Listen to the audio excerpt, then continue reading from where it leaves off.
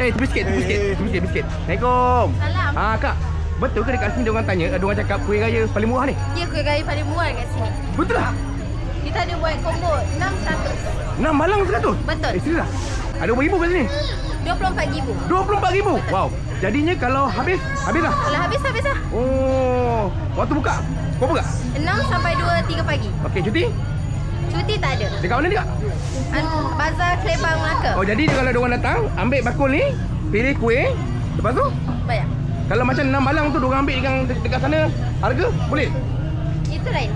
Yang harga 25. 370. Itu 3? 70. Yang ni?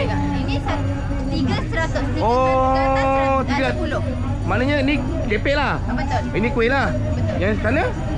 Sana Lemon London. Oh, yang jenis kuih yang tinggi lah. Betul. Okay. Ni nak bagi tahu, kuih dekat sini semua homemade.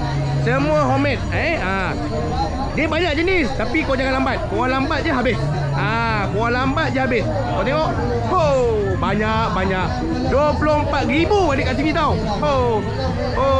Dahsyat. Memang dahsyat lah diorang ni. Diorang semua dah dahsyat lah. Lain.